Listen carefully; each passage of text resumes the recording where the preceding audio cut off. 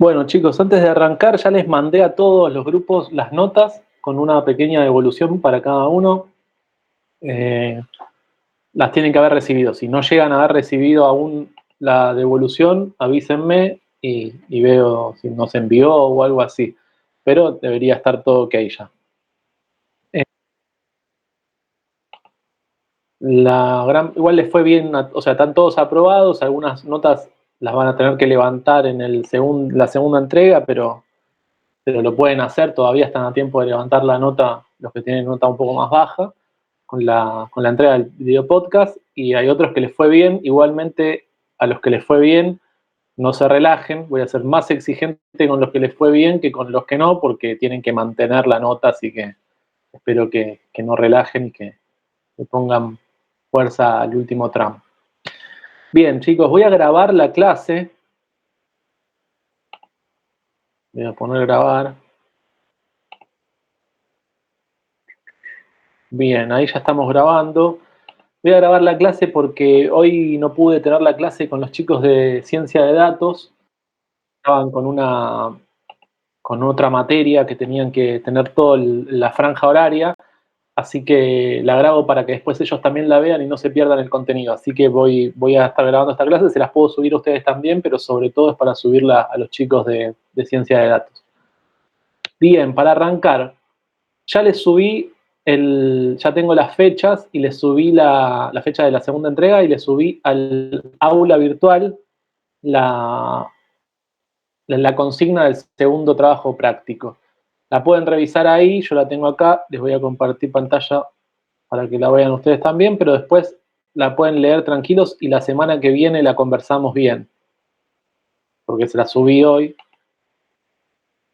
Ahí está, el podcast de 12 a 15 minutos, ahí están las cuestiones de cómo se tiene que presentar y demás.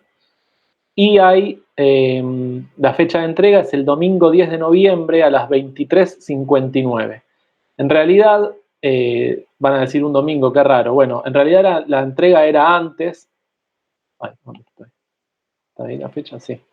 En realidad la entrega tendría que ser el miércoles anterior al 10, que no me acuerdo ahora qué fecha es, pero como nos quedan muy pocas clases, nos queda esta clase, 2 clases más y ya sería la entrega. Entonces, como quedaba muy poco tiempo para ganar un par de días más, lo estiré hasta el domingo, así tienen aunque sea un poquito de esos días y el fin de semana sobre todo para terminar lo que tengan que hacer. Pero bueno, les quedan pocas clases porque se precipitó mucho el fin del cuatrimestre. Y al ser tantos grupos, también tuve que doblar la entrega, digamos, para poder ver todos los trabajos, los vamos a tener que hacer en 2 entregas, en 2 fechas, quiero decir. Nada, eso, así que los tiempos están acotados. Pero bueno, lean ahí tranquilo las consignas y la semana que viene las conversamos, así se sacan todas las dudas que tienen. Pero ya les digo, domingo 10 de noviembre ya agéndense esa fecha como la entrega del video. ¿Bien? ¿Alguna duda con esto? ¿No? Genial. Bueno, vamos a ver la clase de hoy. Vamos a presentar otra cosa. Hoy va a cambiar un poco el estilo de lo que venimos hablando, un poco se los había adelantado, y vamos a hablar un poco más de la comunicación en términos de la historia de la comunicación. Es un aspecto más teórico. De hecho, estos son los contenidos que van a entrar, al coloquio, al examen, digamos, integrador, en caso de que les vaya mal en la entrega de los podcasts. Como les dije al principio del cuatrimestre, ustedes pueden aprobar con el podcast, digamos, si les fue bien en la primera entrega, les va bien en la segunda entrega, el promedio le da más de 7, todo fenómeno, aprueban la materia y listo. Ahora, los que no llegan al 7, los que tienen entre 4 y 6, para no perder la materia, pueden rendir este examen teórico, que va a ser oral, individual, eso igual lo podemos charlar más adelante, donde se van a ver estos contenidos. Por eso grabo la clase también para que les quede y para que les quede a los chicos de ciencia de datos que hoy no pude tener la clase presencial. Dicho esto, vamos a empezar porque estoy con muchas introducciones. Hoy vamos a hablar, dije, de paradigmas de la comunicación. Y para eso vamos a hablar de un autor que se llama Marshall McLuhan. Probablemente muchos por ahí lo conocen, es como bastante conocido, que fue un filósofo, sociólogo, ¿no? Que trabajó en comunicación y de hecho era como bastante excéntrico y le gustaba aparecer en la tele. Si buscan ahí en YouTube, aparecen videos de él de que iba a la tele en los años 60, por ahí hablaba y daba charlas y todo. Era como una persona bastante particular, era como medio artista y demás. Y él tiene un texto muy famoso que se llama Comprender los medios de comunicación. En ese libro habla de muchas cosas. El libro está en la bibliografía obligatoria, de hecho está en la bibliografía que les pasé, está en el aula virtual, eh, el libro completo y demás, para que tengan ganas de charlarlo y de leerlo, lo pueden leer. Yo siempre digo que en la materia yo no doy obligatorio los textos, los que quieran leer lo pueden leer, los que no puedan leerlo no hay problema, pero sí los tienen que leer en el caso de que tengan que rendir el coloquio o en el final. Ahí sí, pero si no, lo pueden, no es necesario, digo, los que tengan ganas los leen y genial. Bien, para arrancar, para empezar a conocer a McLuhan, les quiero leer una cita textual que copié acá porque me parecía eh, muy precisa en lo que dice. Dice así: tras 3000 años de explosión, mediante tecnologías mecánicas y fragmentarias, el mundo occidental ha entrado en implosión. En las edades mecánicas extendimos nuestros cuerpos en el espacio. Hoy, tras más de un siglo de tecnología eléctrica, hemos extendido nuestro sistema nervioso central hasta abarcar todo el globo, aboliendo tiempo y espacio, al menos en cuanto a lo que este planeta se refiere.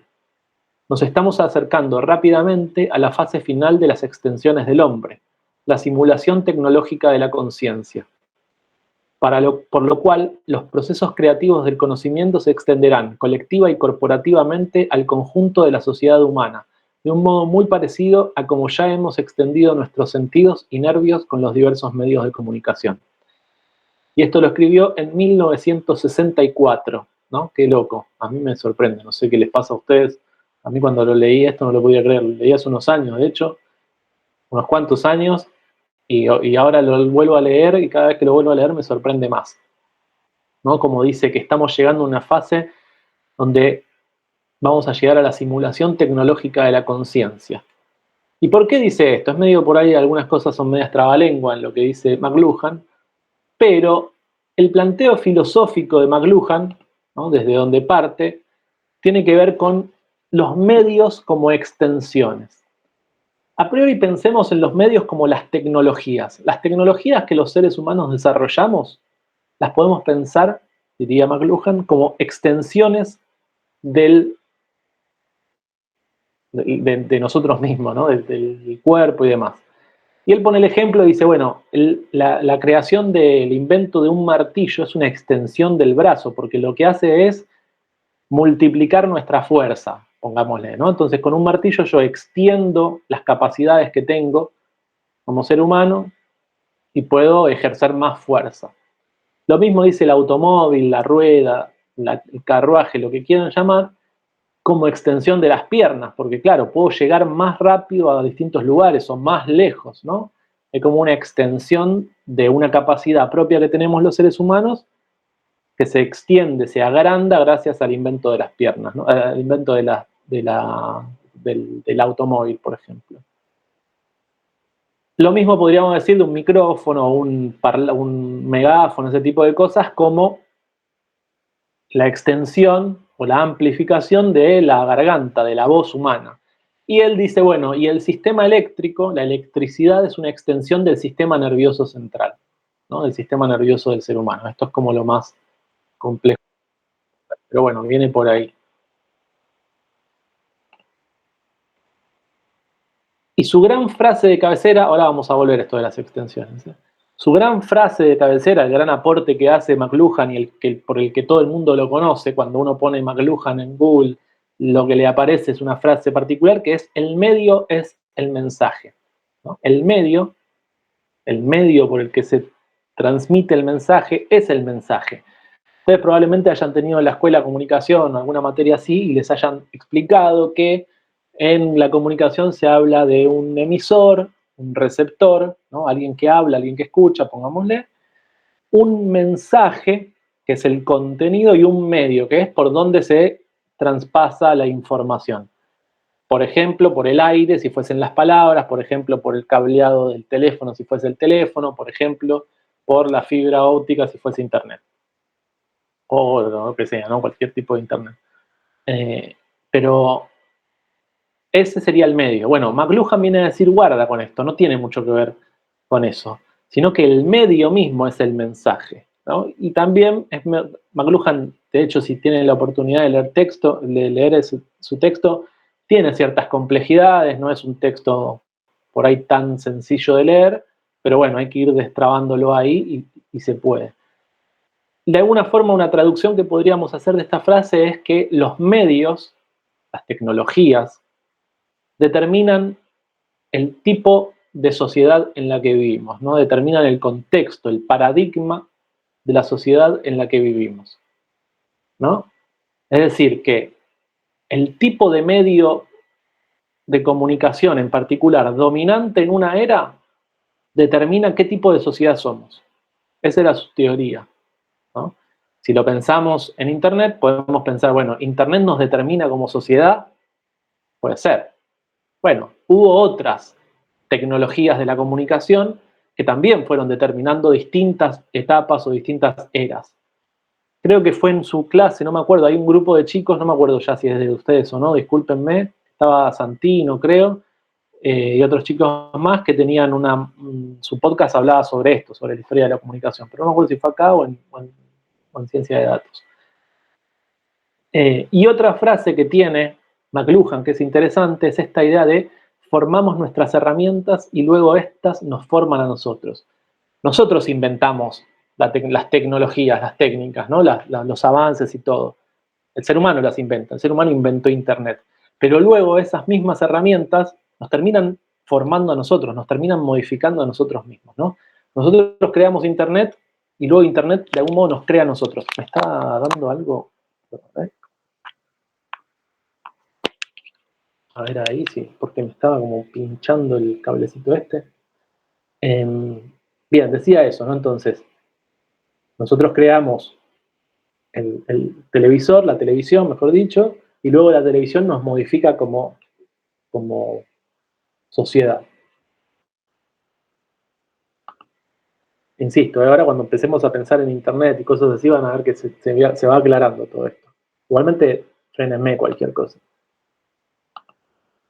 Lo que dice McLuhan en su texto, en realidad lo que empieza a hacer es una especie de trazado de tiempo, de línea temporal, donde empieza a explicar cómo las tecnologías de la comunicación fueron influenciando en esto que somos como sociedad, ¿no? ¿Qué características tomaba la sociedad en base a el tipo de tecnología o el tipo de comunicación que funcionaba en ese momento? Y arranca a principios de la humanidad y él dice, bueno, antes de que exista, esto no lo dijo él, lo digo yo, antes de que exista Internet, antes de que exista la televisión, antes de que exista la radio, etcétera, las personas nos comunicábamos con la palabra hablada, ¿no? Solamente hablada. Y ahí la sociedad tenía determinadas características, ¿no?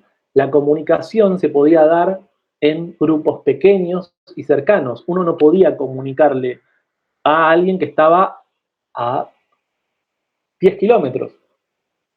Tenías que comunicarle a alguien que estaba ahí, que te escuchaba, que te llegaba la voz. Si no, tenías que ir caminando los 10 kilómetros, acercarte a la otra persona y ahí explicarle, ¿no? Entonces había un contacto directo. Para lograr la comunicación se tenía que dar un contacto directo entre las personas. Alguien iba, hablaba con la otra persona y así. Y teníamos que transmitir la información de esa forma. Por ende, la información corría bastante lenta, ¿no? Porque imagínense, yo tengo una información, quiero contarles la receta de cómo se hace los ñoquis del 29. Bueno, si yo tengo la receta de los ñoquis del 29 y se la tengo que comunicar a cada una de las personas de mi pueblo o de mi tribu, tengo que ir una por una o los tengo que juntar a todos y explicarles. Ahora, si le quiero explicar a la tribu de al lado, tengo que ir caminando hasta la tribu de al lado. O tienen que venir los de la tribu de al lado a donde estoy yo y ahí le hablo, ¿no? Entonces, el tiempo de traslado de la información era lento. Obviamente implicaba, ¿no?, ciertas características incluso cerebrales, ¿no? Tenían que tener un desarrollo de la memoria muy grande esas personas para poder adquirir toda esa información y no olvidársela. Por eso estaba en la cuestión de los consejos de ancianos, ¿no? Las personas que recordaban las cosas eran las personas que podían informar a los demás, ¿no? Bueno, por eso también estaban los relatos, porque los relatos es una forma de comunicar la información de una forma más sencilla y demás, ¿no? Todo este tipo de cosas.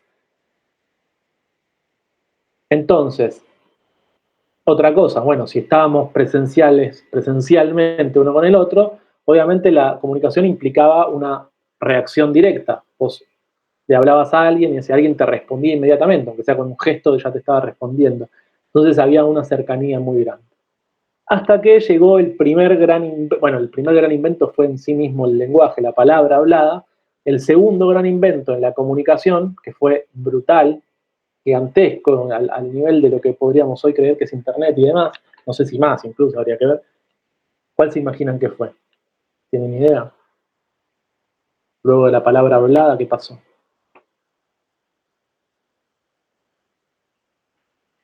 De hecho, exacto, ahí Nicolás Ford, escrita. Exactamente. Luego de la palabra hablada hubo una gran revolución que fue la palabra escrita, ¿no? Ahí McLuhan lo sitúa como en el año 3000 a.C. aproximadamente. Bueno, con la palabra escrita cambió todo lo que se puedan imaginar. Ya no tenía que ir la persona de un punto a otro llevando la información. Ya podía haber un papel. Podía haber un papel que en realidad hay toda una tecnología que se desarrolló con la escritura, ¿no? Los papiros, la tinta, todo eso, las paredes, la piedra y demás, que bueno, sería irnos por las ramas. Hay un libro igual que se los recomiendo, está como bibliografía ampliatoria, que se llama, ¿cómo se llama? No me acuerdo, pero el autor se llama Walter Ong, O-N-G, Ong, que habla muy específicamente y explica el funcionamiento de las tribus y demás, que está muy bueno. Y después lo retoma otro autor que vamos a ver más adelante, que se llama Nicholas Carr. Pero bueno, para no irnos por las ramas, insisto. Lo que, lo que viene a cambiar esto, entonces decía, es, por ejemplo, es que ya no necesitaba estar la persona en presencialidad para comunicar algo, ¿no? Ya le podemos mandar escrito y listo. Entonces, el sabio ya no necesita trasladarse, sino que puede escribir algo y va cualquier otro mensajero y lleva el mensaje y ya está, ¿no? De esa forma, también se pudo empezar a organizar, clasificar la información, decir, bueno, toda la información que tiene que ver con cómo se cocinan los ñoquis van por acá, la de medicina va acá, ¿no? Todo lo que hacemos hoy en día, más o menos. Y obviamente esto pudo hacer que se sistematicen ciertos conocimientos, ¿no? Y que se complejicen, porque ya no dependía solamente de la memoria, sino que se podía escribir y podía venir cualquier otra persona a leer eso y continuar pensando en esas ideas, ¿no? Y desarrollándolas y escribiéndolas y demás. Esto fue un cambio total de paradigma en la vida, ¿no? En la humanidad, total. Y lo que destaca, que después lo van a destacar el resto de los autores que vamos a ir viendo en estos días que nos quedan de clases, es que a partir de la escritura se pudo desarrollar una forma de pensamiento nueva, donde la clave no estaba en la memoria, como era antes, ¿no? Antes dije que la clave era la memoria, ahora la clave era que podíamos pensar lineal, secuencialmente, en forma abstracta y analítica, ¿no? Apareció, por lo que plantea McLuhan, aparecieron esas posibilidades, ¿no? Empezó a desarrollar un pensamiento lineal, secuencial, abstracto y analítico. Y esto obviamente generó cambios sociales de todo tipo. Aparecieron las leyes, apareció que, bueno, ya no es lo que opina tal de cómo se hacen las cosas, sino que hay una ley que trasciende el tiempo, ¿no? Que puede trascender el tiempo, que puede trascender incluso los espacios y las personas, donde se dice, bueno, esto está bien, esto está mal, esto se puede hacer y esto no se puede hacer. Bien, eso fue el segundo gran salto. ¿Cuál se imaginan que es el siguiente? ¿Qué vino después de la palabra escrita? ¿Alguien?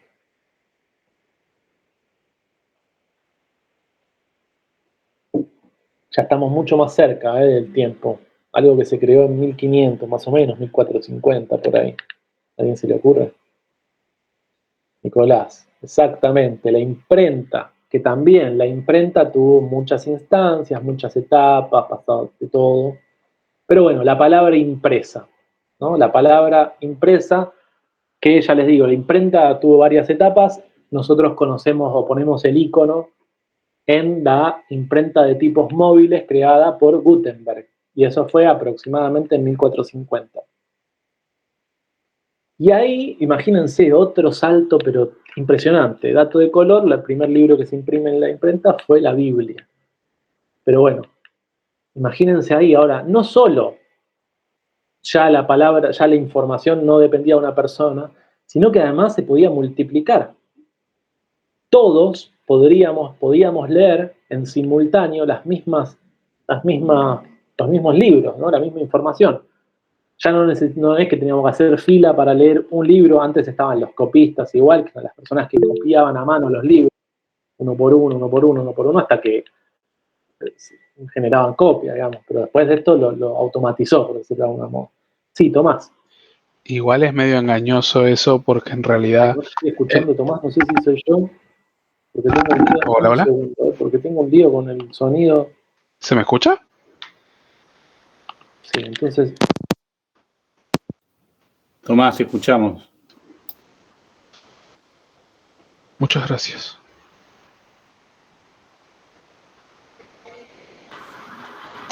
Tomás, ahora yo te escucho, ¿eh? ¿Se me escucha? ¿Me escucha, Sí, profe? sí, perdón. Sí, Listo. sí, tengo un lío con el sonido, pero bueno. No, que iba a decir que es medio engañoso lo del tema de la imprenta y demás, porque el 90 y pico por ciento de la población era iletrada, no sabía leer ni escribir. Entonces, no fue hasta mucho más adelante que el público común tenía acceso a lo que era la palabra escrita. Mayormente se dependía de que otras personas lo lean, o los cultos, entre comillas, o las gentes de clases más pudientes en los que tenían acceso a la educación. Sí, totalmente. De hecho, eso es lo que hace la imprenta, no es que resuelve automáticamente o ya eran todos alfabetizados, sino que posibilita la alfabetización, empieza a partir de ahí. Es más, Sin la imprenta hubiese sido muy difícil que se logre esa alfabetización. la imprenta se inventa en China como hace 2000 y pico años, pero fue por otros motivos y lo que hacían eran tipo serigrafía y demás. Claro. Y lo que tiene cuando se empieza a imprimir la Biblia es que se imprimía en latín, se copiaba en latín, porque la gente tampoco leía latín, dependían de las interpretaciones de la iglesia. Después viene la Revolución Luteriana y con Casiodoro de Reina y demás que traducen la Biblia, pero no era algo que también la gente tenía acceso. Exacto. Bien, bueno, pero lo que decía, ¿no? Que a partir de la creación de la imprenta de tipos móviles de Gutenberg, que insisto, es una imprenta específica, se empezaron poco a poco, obviamente, a cambiar el paradigma de nuevo, a volver a cambiar. Ya habíamos cambiado cuando se inventó la palabra, cuando se inventó la escritura, etc. Volvemos a cambiar, ¿no? Y lo que posibilita la imprenta, incluso hoy en día, es que mucha información puede llegar a muchas personas. Antes de eso los libros estaban, ustedes saben, ¿no? La historia esta de que muchos de los libros estaban en las iglesias y demás, y luego se empezó a poder distribuir. Imagínenselo más allá de cuándo. Imagínense que de pronto la gente se podía llevar, entre comillas, un libro a su casa y podían discutirse los libros, incluso podían compararse los libros, ¿no? Y eso posibilitó, de nuevo, todo lo que son según Barluja, insisto, todo lo que son los estados-nación, ¿no? Poder homogeneizar los lenguajes, ¿no? Y demás. Pero, de nuevo, hay otro salto tecnológico, dice McLuhan, y ese salto tecnológico, por supuesto, que es la electricidad. Pero para hablar de electricidad, McLuhan siguió trabajando, pero para hablar de electricidad vamos a ir a otro autor que se llama Neil Postman, que lo tomo porque me parece que es mucho más concreto, de hecho, para leer, mucho más, incluso hasta les diría, no es contemporáneo, porque ya tiene unos cuantos años, pero mucho más actual lo que plantea. Postman es un discípulo, básicamente, fue un discípulo de McLuhan, ¿no? Trabajó con él. Perdón, voy a chequear que estemos grabando bien mientras que cambio para... A ver, sí, creo que estamos grabando bien. Bueno, decía que Postman fue un discípulo de McLuhan, lo continuó y tuvo sus diferencias, obviamente, y demás, pero bueno, viene de esa escuela, de esa misma línea de pensamiento, ¿no? Pero lo que hizo Postman es dedicarse exclusivamente a una etapa, que es la etapa, lo que les decía, ¿no? La etapa de la electricidad, y particularmente a él le interesa la televisión. De hecho, ahí está, por eso está la foto de él con una antena de televisión.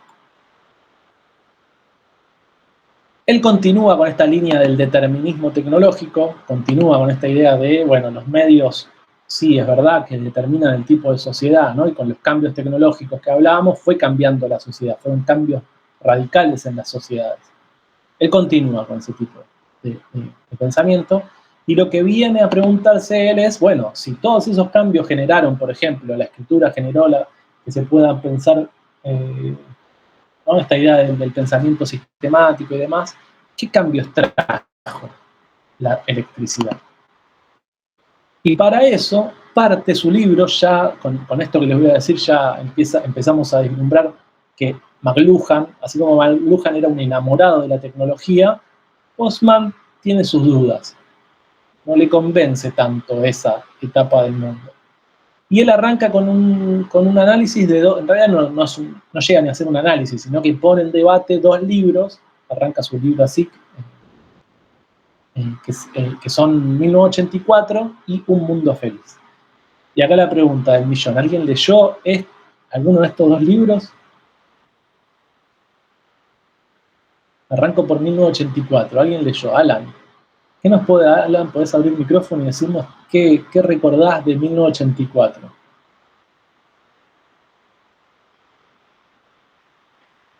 Ok, ¿y alguna otra persona que quiera compartirnos de qué va 1984? Alguien había puesto un ok, no vi quién era.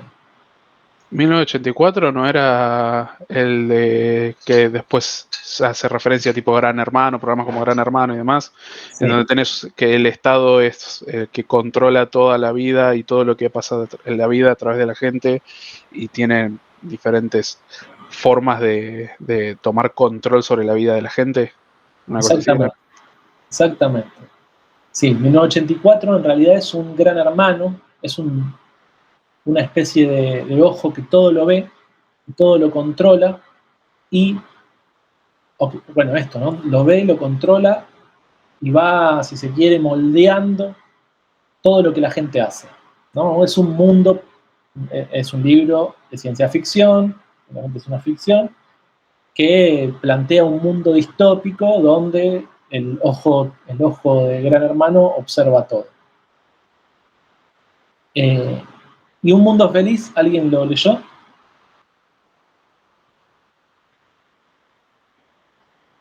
¿No? ¿Nadie leyó Un Mundo Feliz? Eduardo, ¿sí? Eduardo, vos tenés micrófono.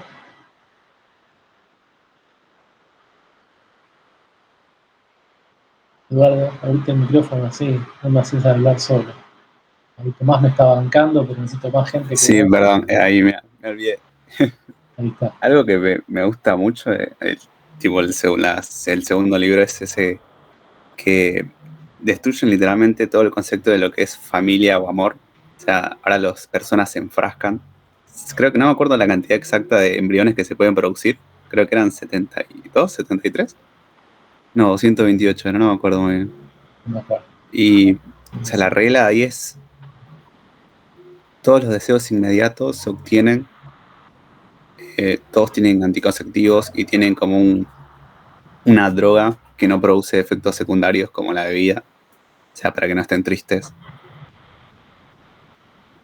Es básicamente el consumismo puro. Todos están felices con lo que son. Sí, exactamente. Ahí lo que decía Eduardo, En un mundo feliz es un libro debe ser contemporáneo, 1984, y lo que plantea también es un mundo distópico, pero esta vez no es que domina al mundo con el control, con la represión y todo eso, sino que lo controlan con la felicidad de la gente. Y para lograr esa felicidad lo que hacen es darles una droga que no me acuerdo cómo se llama, nunca me voy a acordar cómo se llama, pero como una especie de droga que consumen, la población consume y está todo bien, están felices, entonces son dominados, ¿no? Controlan lo que decía Eduardo, ¿no? Controlan los nacimientos y demás.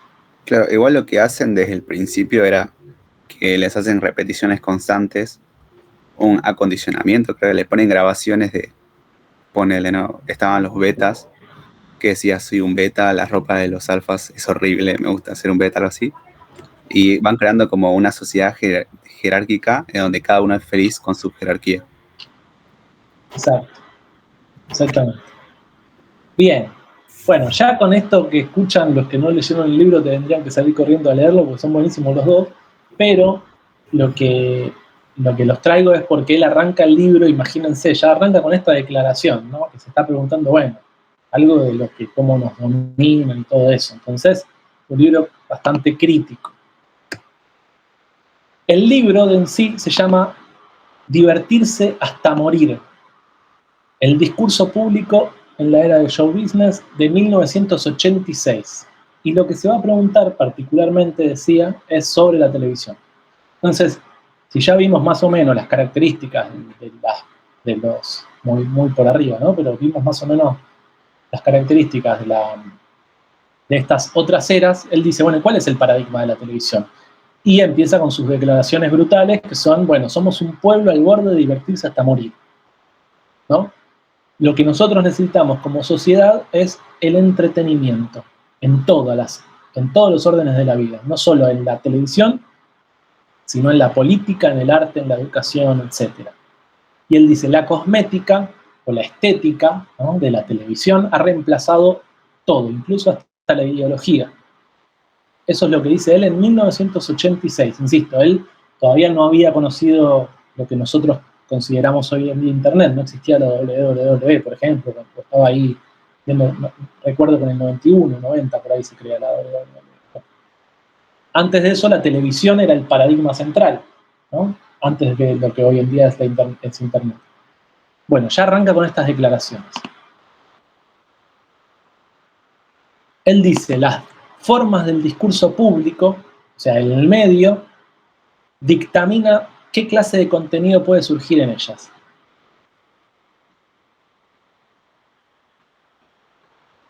Estoy leyendo los comentarios, por eso me quedo medio tildado, porque bueno, lo que dice ahí Alan, me estaba leyendo. Bien, decía entonces, ¿no? Que él dice, bueno, así como el medio es el mensaje, no es que en cualquier medio puede ir cualquier mensaje, no van de la mano necesariamente. El medio condiciona el tipo de sociedad, pero además el medio permite ciertas cosas y otras no. Dice, por ejemplo, no se puede hacer filosofía con señales de humo. No se puede. ¿Por qué? Porque las señales de humo tienen ciertas características, cierto lenguaje, si quiere limitado, por decirlo de alguna forma, y la filosofía tiene un lenguaje mucho más complejo, mucho más desarrollado y demás. Entonces no se puede hacer filosofía con señales de humo. Y él se pregunta, obviamente su respuesta se la imaginarán, pero él se pregunta y dice, bueno, ¿y se puede hacer filosofía política en la televisión? Lo usa como ejemplo esto, ¿no? Y él dice que la televisión, a partir de la aparición de la televisión, cambió completamente lo que era el discurso público, o sea, la política, la ideología, un poco lo que veníamos cambiando, ¿no? ¿Existe la ideología o es pura imagen, ¿no?, pura estética? Dice él. Y para poder explicar esto y dice, fíjense que los inventos, ¿no? Los avances tecnológicos no pasan desapercibidos, por eso su idea de este determinismo tecnológico. Entonces cuenta una historia en su texto que es el del invento de las gafas, ¿no? Las gafas para ver, los lentes para ver, ¿no? Los lentes para ver, dice él, se inventaron aproximadamente en 1270, y la clave de ese invento no es que ahora una persona ve mejor, ¿no? Que yo me pongo lentes, uso, no tengo acá, los tengo en otra habitación, pero los lentes para leer no se inventaron, o sea, o el invento ese no implicó solamente que ahora yo puedo ver mejor, sino que cambió la cosmovisión del cuerpo, cambió la cosmovisión del mundo completamente. ¿Por qué? Porque a partir del invento ese, ahora los seres humanos podemos, o implicó, ¿no? Que ahora pensemos que los seres humanos podemos modificar el cuerpo en el que venimos, ¿no? Nosotros tenemos un cuerpo, pero puede ser mejorado, puede ser corregido nuestro cuerpo, ¿no? Y eso, de nuevo, según, en este caso, en Postman, según lo que él dice, fue gracias al invento de las gafas, ¿no? Yo tengo mala vista, bueno, no importa, puedo hacer algo como ser humano para mejorarlo, para corregirlo, etcétera, ¿no? Y eso lo puedo aplicar a todo. Todo lo que soy como ser humano lo puedo mejorar. Si puedo mejorar mi vista, puedo mejorar cualquier cosa, ¿no? Eso lo toma como ejemplo para mostrar cómo la tecnología o un invento cambia la cosmovisión del mundo, ¿no? Y dispara nuevas formas de ver el mundo.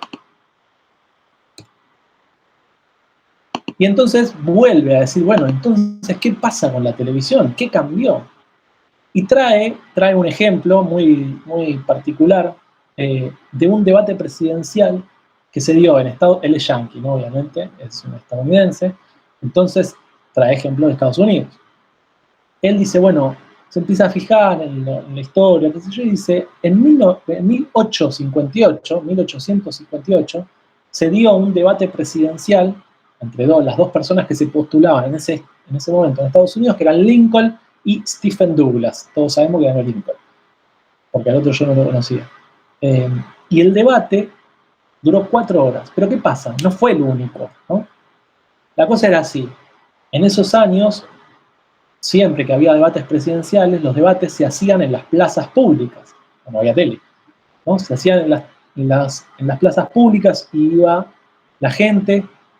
En Estados Unidos no sé qué llevarían, acá llevaríamos, si fuese en Argentina, hubiésemos llevado un mate, ¿no? Una sillita, nos sentamos en la plaza, y un montón de gente escuchando, que uno hablaba, el otro hablaba. Y eran discursos, insisto, 4 horas duraban aproximadamente, algunos más, algunos menos, pero imagínense, 4 horas sentado en una plaza escuchando, primero que habla el candidato 1, después responde el candidato 2, después vuelve, y eran discursos que duraban, no me acuerdo ahora exactamente, pero creo que eran 1 hora y media hablaba el primero, 1 hora y media creo que respondía, y luego media hora más y media hora más para cierre.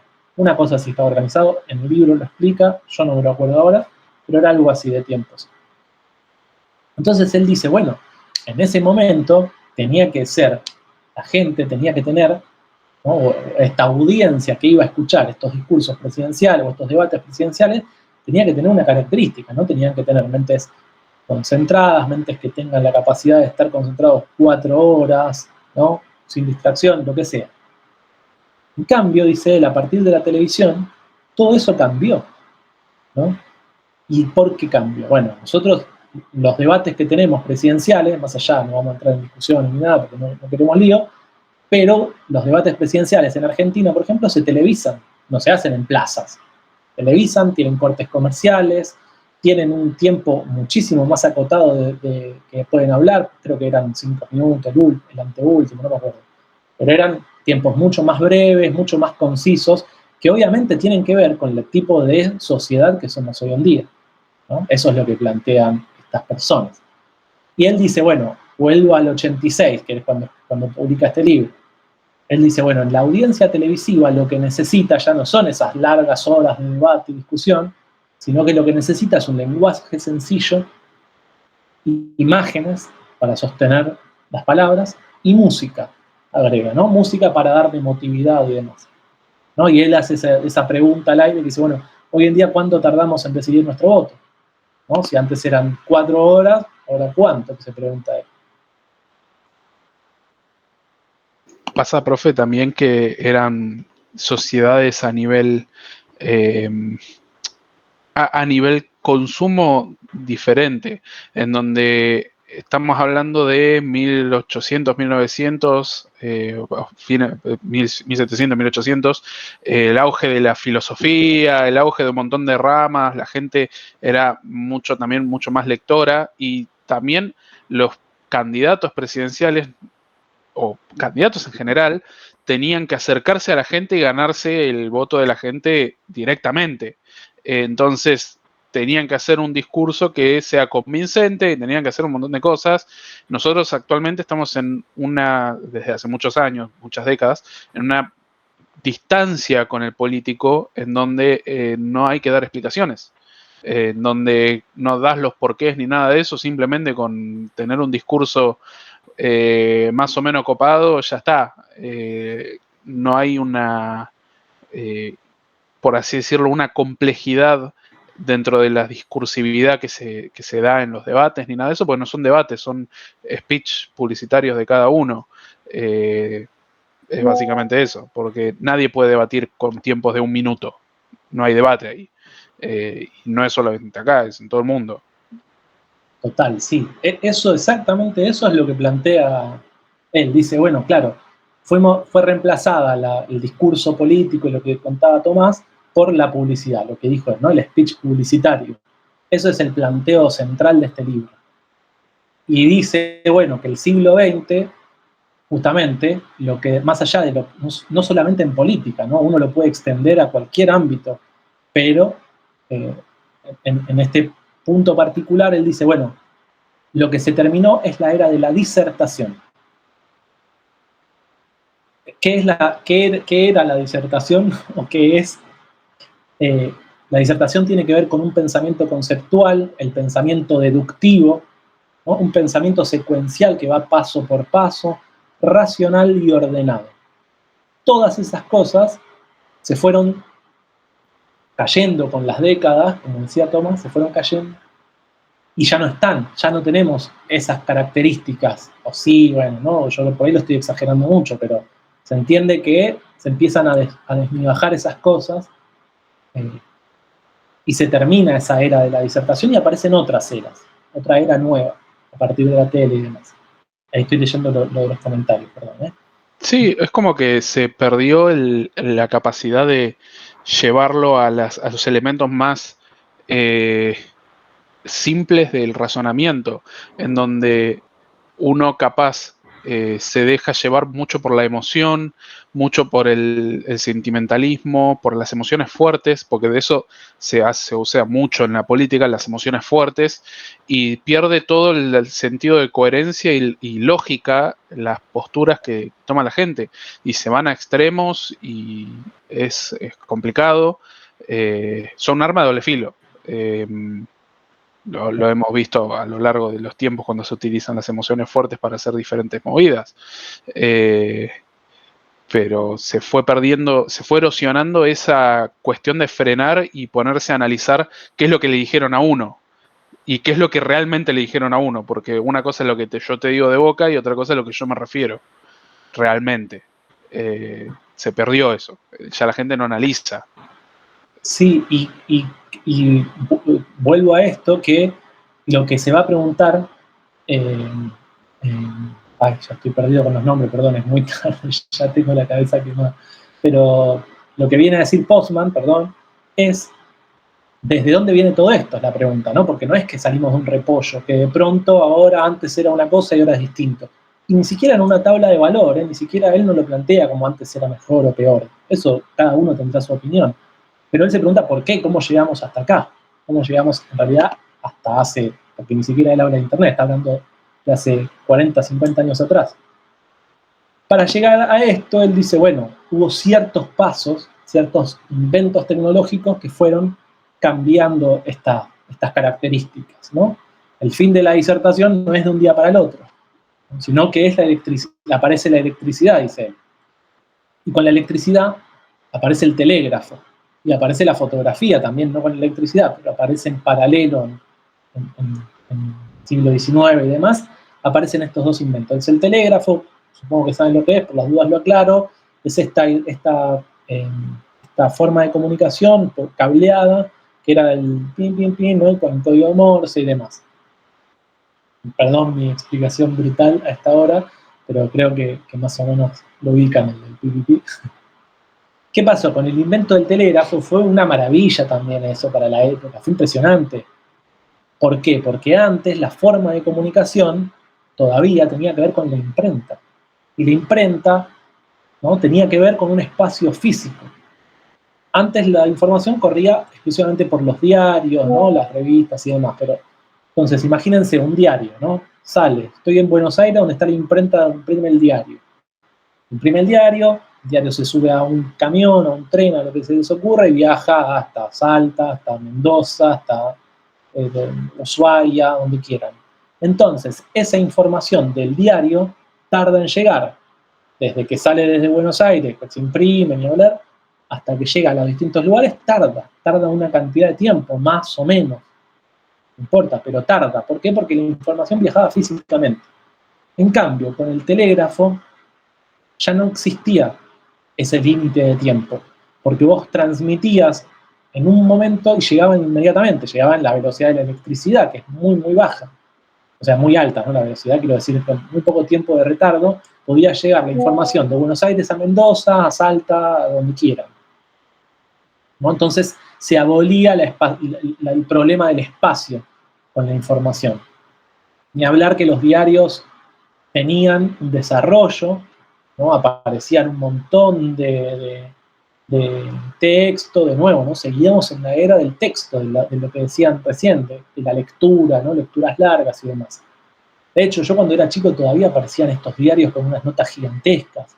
Hoy en día uno entra a cualquier portal web y las notas son cortitas, son muy cortitas. Antes eran páginas y páginas del diario. Ahora están ocultas dentro de las notas de opinión y son medio... Sí, pero están muy escondidas, ojo. Te tenés que suscribir al periodista para que te aparezcan las notas de opinión. Es medio bizarro, pero es como que las ocultan abajo de la alfombra porque la verdad que la realidad es que uno en la era de la inmediatez, uno lo que menos quiere es tener que sentarse a leer algo. Uno le sirve con ver el titular y más o menos vas a determinar si te interesa o no el tópico de lo que vas a leer, a lo sumo, si es que lo vas a leer. El titular, exactamente. Claro, eso. Es la era de la inmediatez, todo lo más rápido posible. Pero eso, nosotros lo vemos ahora como actual, pero eso viene de acá, del telégrafo.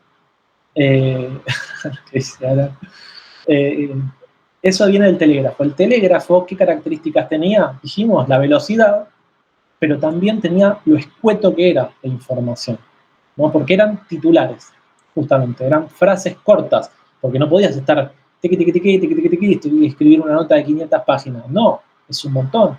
Tenías que dar información muy acotada. Y eso se da tecnológicamente en la misma época que se inventó la fotografía, ¿no? De esta idea del ver para creer y demás. Hay un libro que vamos a ver, por lo que dice ahí, lo que dice Brian, que habla de eso. Creo que la semana que viene, si todo marcha bien, vamos a ver un libro que habla mucho sobre eso, así que lo dejo picando eso. Bien, y Postman. Miren, es la última frase que les leo hoy, quédense tranquilos que ya no les leo más. Pero esta me pareció brillante también. Dice: el telégrafo introdujo una especie de conversación pública cuya forma tenía características sorprendentes. Su lenguaje era el de los titulares sensacionalistas, fragmentados e impersonales. Las noticias tomaron la forma de eslóganes que eran percibidos con entusiasmo y olvidados con prontitud. Su lenguaje era además discontinuo. Un mensaje no tenía conexión con el otro con el que le precedía. Cada titular estaba aislado como si él mismo determinara su contexto. Perdón los errores de título, ¿no? Pero cualquier similitud con Instagram, no, con X, con Twitter, es muy loco. Esto lo escribió en el 86. Insisto, el libro es del 86. Y ahí ya habla, ¿no? ¿Qué características tiene? Bueno, lenguaje, eslóganes percibidos con entusiasmo, olvidados con prontitud, ¿no? Discontinuo. Y ahí él lo que dice es, bueno, cae la era de la disertación y aparece un nuevo lenguaje. Un lenguaje sin interconexiones. ¿Por qué? Porque los mensajes eran cortos, ¿no? Y terminaba un mensaje y iba a otro. Sin contexto, porque no es que, bueno, te desarrollaban toda una idea, sino que era solo el titular.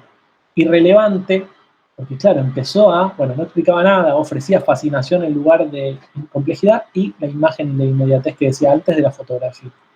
Pero, claro, perdón, es que voy leyendo ahí, lo que sucedía es que de pronto hubo una sobreinformación. ¿Por qué? Porque empezaron, bueno, hay que transmitir información, y claro, de pronto estaban diciendo, bueno, en Buenos Aires llueve y se lo mandan a Mendoza. ¿Y a qué le importa un mendocino que llueve en Buenos Aires? O al revés, ¿a qué les importa a nosotros que estamos en Buenos Aires si llueve o no llueve en Mendoza? A no ser, o sea, no me cambia el día, no es que me voy a despertar a la mañana, che, llueve en Mendoza, no voy a ir a trabajar hoy. No, yo voy a ir a trabajar igual, no me cambia nada. A no ser que tenga familia, no sé, o algo allá en Mendoza, pero si no, no me cambia. Sigo normal, ¿no? Entonces es irrelevante en mi vida cotidiana. Después sí, bueno, catástrofes naturales y cosas así, no, es otra cosa. Pero digo, en esta idea de la cantidad de sobreinformación que hay, que no tiene, que es irrelevante, que no tiene contexto y demás. Entonces lo que él dice, bueno, en realidad no inventó la televisión vino a subirse a una transformación que ya estaba sucediendo, ¿no? Ya aparecía este lenguaje, insisto, con el telégrafo y demás, luego la radio, ¿no? Además, hasta que llega, ahora sí, aparece la televisión.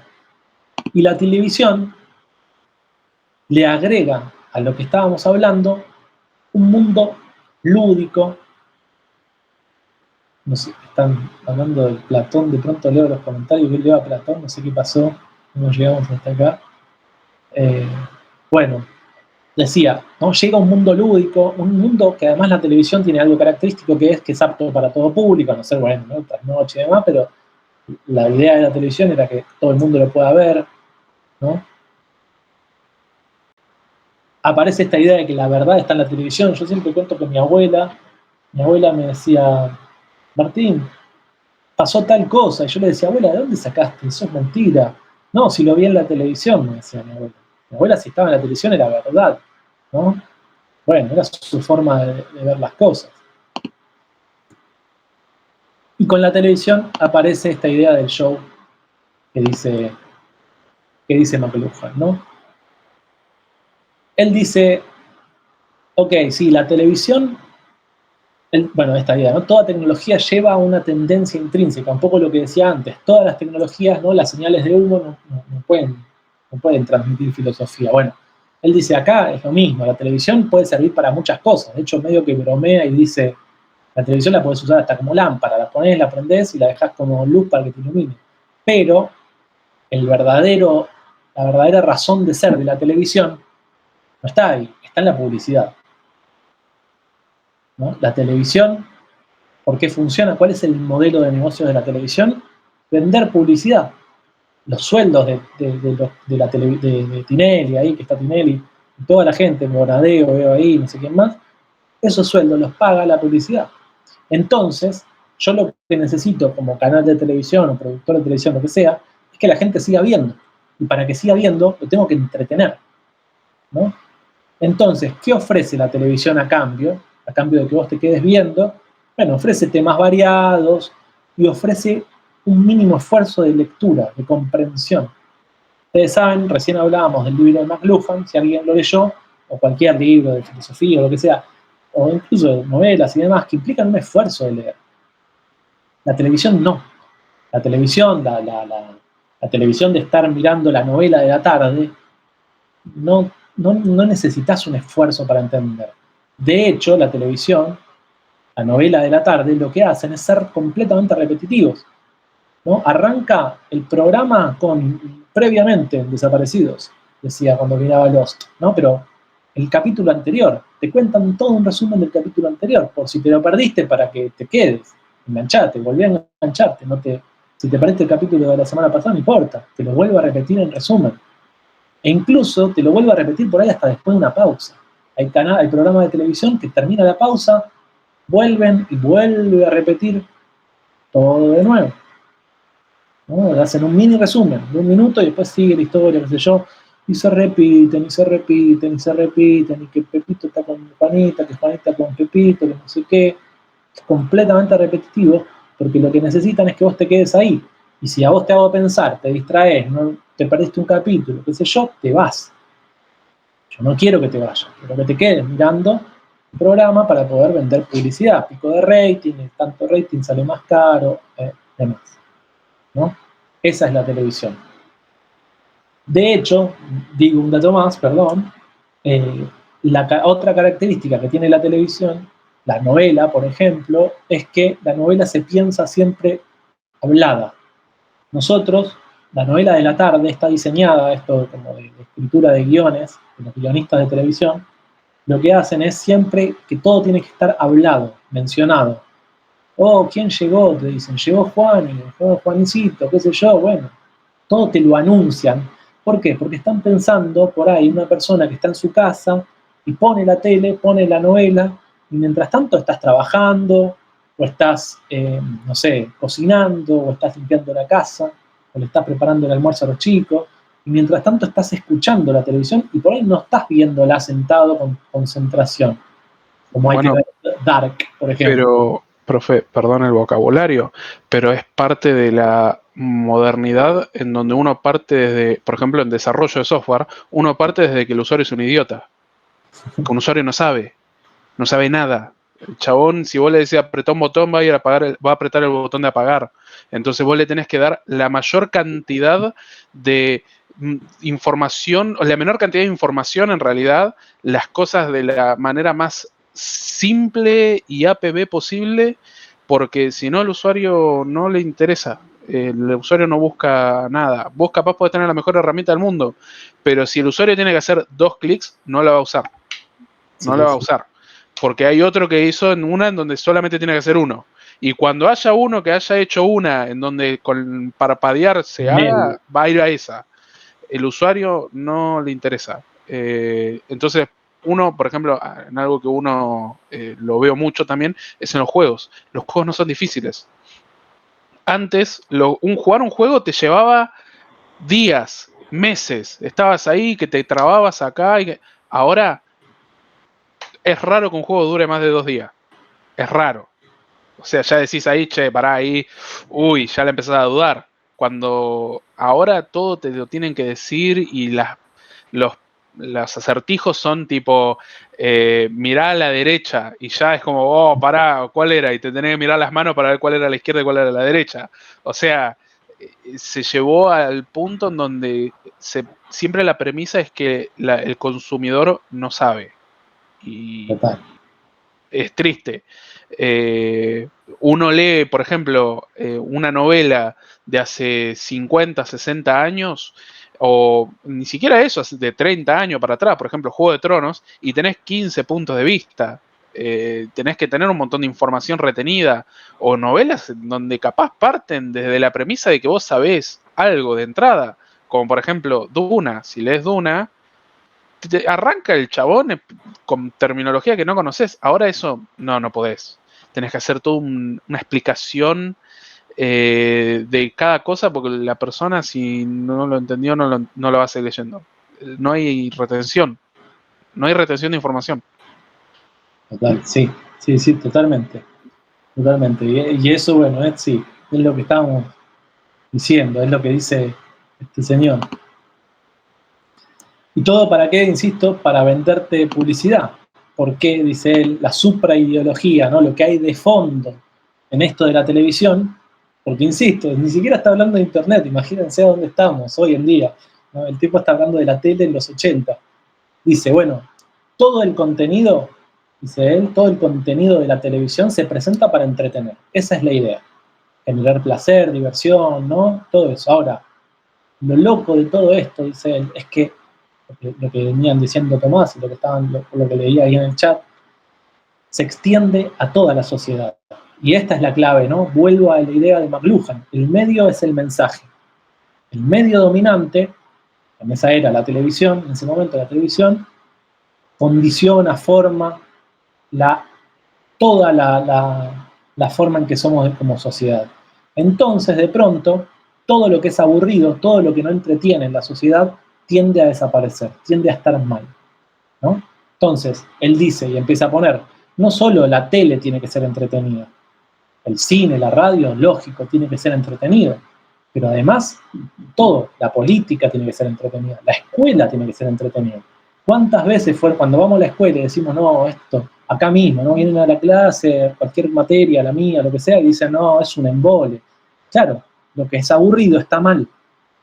Y a uno le encantan los profes, o las profes, cuando estábamos en la escuela, que eran entretenidas las clases, ¿no? ¿Por qué? Porque el entretenimiento es un pilar fundamental de lo que somos, de lo que necesitamos, ¿no? Y si es aburrido, por más que el contenido sea importantísimo, qué sé yo, está mal. Lo tendemos a rechazar, no pega, ¿no? Y termina siendo, bueno, qué bajón. Y uno ve los programas de televisión más complicados, más profundos, de no, esos los ven 10 personas. En cambio, los programas de televisión que son entretenidos y qué sé yo, los ve todo el mundo. Y cuando nosotros nos planteamos, yo tengo que preparar una clase acá, sé que creo que hay algunos de ustedes que son profes también, con la otra materia, no me acuerdo. Y dicen, bueno, tengo que preparar una clase, bueno, ¿cómo hago para que esta clase sea entretenida? Es lo primero que nos preguntamos. Pero todo, hasta en la religión tiene que ser entretenida, todo lo que se les ocurra. Están los chicos de Fórmula 1, la Fórmula 1 tiene que ser entretenida. Fórmula 1 ya no es un deporte que corren autos uno atrás del otro, no. Tienen todo un dispositivo, una especie de reality show, donde es entretenidísimo, porque claro, estar viendo 4 horas de un tipo dando vuelta con un autito es un embole para la gente. Por más Pero, que, sin ofender, ¿no?, a los chicos que les gusta la Fórmula 1, pero digo, es un embole porque solamente entonces le ponen todo un espectáculo alrededor de eso, gigantesco, para que sea entretenido. pero ahora, profe, vamos a ser completamente honestos. ¿Quién se informa? ¿O quién ve el partido, lo que sea? Uno más el que le gusta, más allá de ello. Uno se entera de las cosas por memes. Uno entra a Twitter, uno entra a cualquier lado y ve un meme. Dice, uy, pasó tal cosa porque veo un meme, o empiezo a ver un montón de memes de X tema. Entonces uno empieza y dice, uy, pará, pasó tal cosa. Uno se entera así, en muchos casos ya uno ni siquiera ve, por ejemplo, y esto lo vi mucho en los últimos debates presidenciales, y lo vamos a ver de nuevo el año que viene, o ahora inclusive con lo que pasó con Donald Trump y Joe Biden. Uno no veía el debate, uno veía los clips, uno veía para reírse un rato, pero no estás entendiendo el debate o no estás viendo lo que realmente dijo. Uno está viendo el acercamiento que le hacen en 2000% a la arruga de Donald Trump o a Joe Biden que bostezó o lo que sea. Es como que el humor pasó a ser el medio dominante de la información, al fin y al cabo. Uno se entera por eso. Qué sé yo, a veces un titular gracioso te llama más la atención que capaz un titular serio. O un artículo te llama la atención porque tiene un meme en la portada. Sí, y sí, es, la era del meme, somos ahora. sí, es triste, pero uno es responsable de eso también. Uno va y lo comparte. A mí me mandan un meme chistoso, yo voy y lo reenvío, ojo. Claro, uno es culpable. Y es más, uno tiene preferencias. Vos buscás ciertos memes y las plataformas, para mantenerte viendo, te recomiendan más memes iguales. Sí, entonces, cada tanto tiempo, inclusive te manda algo diferente. ¿Por qué? Porque dice, che, si a este chabón le sigo mandando lo mismo, se va a aburrir. Entonces te manda un meme distinto. Y en una de esas picás y te metiste en otro hilo. Y así. Porque te mantienen así. YouTube hace eso. Por ejemplo, a mí me ponen muchos videos de piano. Qué sé yo, estoy aprendiendo a tocar piano. Recomienda piano. Y después me manda uno de tecnología. qué sé yo, el iPhone 15 revienta cuando le conectás un cargador de Motorola. Una boludez, pero...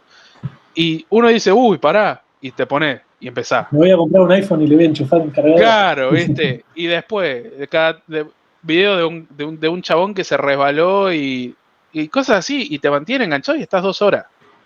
Sí, total. Pero Y bueno, a veces, eso es como ya esto que estamos hablando a la enésima potencia. sí, porque ahora, encima, lo más chistoso es que vos estás capaz viendo un video recontra re serio de 2 horas y abajo te ponen los shorts y tienen previsualización. Entonces, vos estás viendo un video y los ojos se te van para abajo viendo, lo tenés que poner en pantalla completa, pero es medio agarrón porque te cierra todo. Pero tenés abajo el video que te está diciendo como, dale, vení. Yo sé que querés ver shorts. Es así. O sea. Sí, total. Bien. Y la última, miren, justo, porque esto estábamos casi que hablando de scrollear, el scroll, y ahora fíjense esto, ¿no? Él dice, ya cerrando el personaje, él dice, bueno, tiene un capítulo, el capítulo central del libro que se llama Y ahora esto. Que el ahora esto sería nuestro otro tema, ¿se acuerdan? De los que son más grandes se deben acordar, si yo digo otro tema, todos se deben acordar a qué me refiero.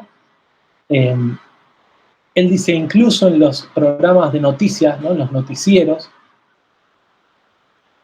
siempre hay algo más. Siempre vamos a ver un cambio de tema. ¿Por qué? Porque la televisión, de nuevo, lo que intenta no es informarnos, ¿no? Sino que es mantenernos ahí, entretenernos, mantenernos y demás.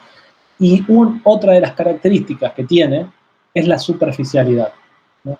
Cualquier tema, por más grave que sea, se toma tiempo corto, ¿no? Cualquier cosa.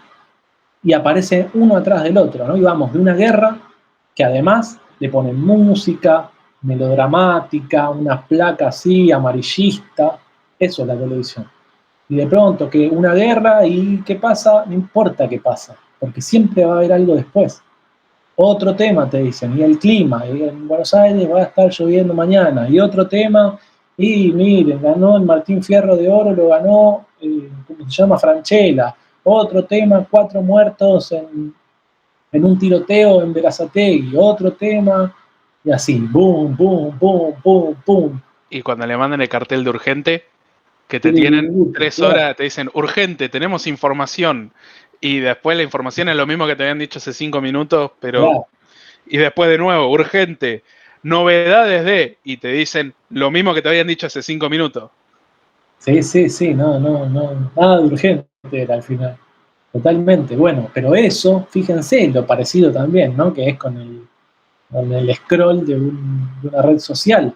Todo el tiempo, boom, boom, bombardeo de información, una tras de otra. Y ya digo, no importa lo terrible que sea, que están contando la historia de un nene que no tiene para comer y le ponen el melodrama, que la música, qué sé yo, corta eso y ya estamos bailando como bailando por un sueño, de quién ganó, quién perdió el Gran Hermano, y después de eso te cuentan una terrible historia trágica también, de un tipo que lo mataron para robarle el teléfono, y después que si va a llover, y así es, ¿no? Todo el tiempo, eso.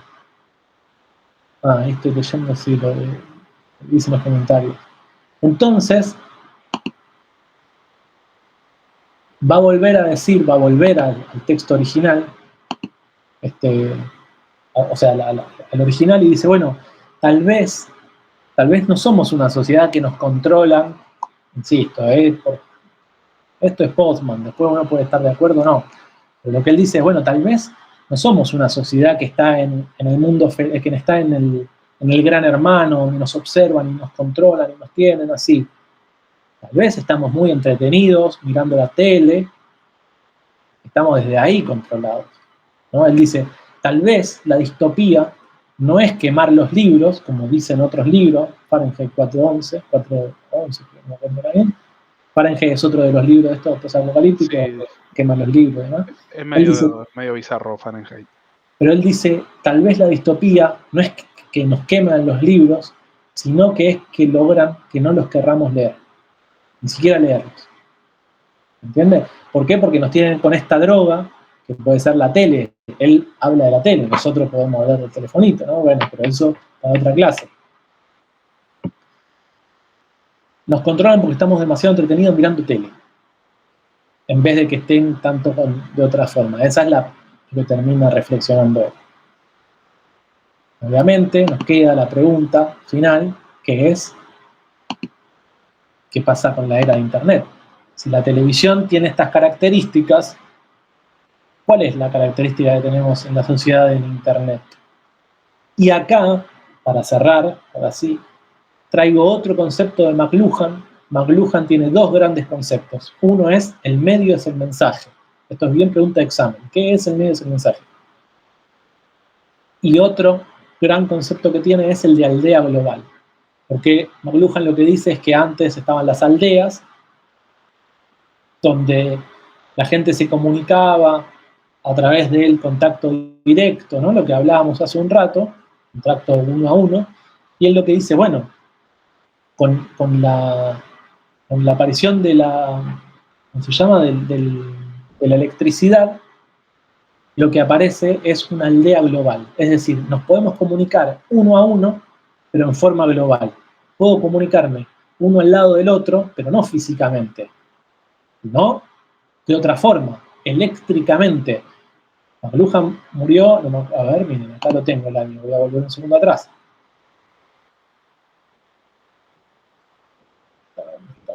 En el 80 murió McLuhan. Y hablaba de esto, ¿no? De la aldea global. Por eso acá, vuelvo a esta cita también, aprovecho que estoy acá, dice, hemos extendido nuestro sistema nervioso central hasta abarcar el globo, aboliendo el tiempo y el espacio. Nos estamos acercando rápidamente a la fase final de las extensiones del hombre, la simulación tecnológica de la conciencia. Por lo cual, los procesos creativos del conocimiento se extenderán colectiva y corporativamente al conjunto de la sociedad humana de un modo muy parecido a como ya lo hemos extendido a nuestros sentidos y demás, ¿no? Entonces, la aldea global, tal vez, es lo que somos hoy en día, donde volvimos a esa forma tribal de relacionarnos, pero ya no con el que tenemos al lado en términos de inmediatez física, sino a lo que es la inmediatez digital, llamémosla nosotros, que ya sabemos lo que es. McLuhan todavía no lo tenía tan claro. Sigue, Ezequiel, ahí. Bueno, ya estamos cerrando. Bien, eso, por hoy. Terminamos temprano hoy, pero igual mejor, porque es la clase teórica y no quiero tampoco quemarles la cabeza después de toda la semana en los parciales y todo eso. Bien, quiero saber qué piensan ustedes antes de dar por cerrada esta clase.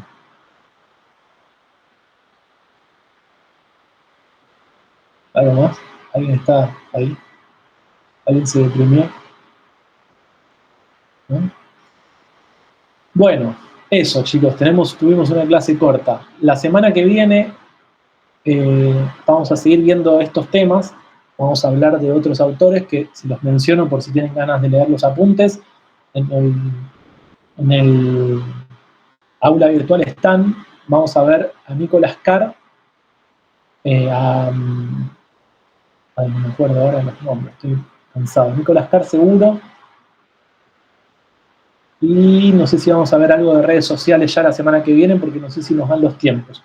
Pero bueno, quiero adelantar todos los temas posibles, porque ya les decía al principio, para los que llegaron más tarde, que nos quedan poquitos días de clase, nos quedan 3 clases, esta y creo que 2 más, y ya después tienen las entregas del final del podcast. Entonces por eso quería adelantar un poco todo esto.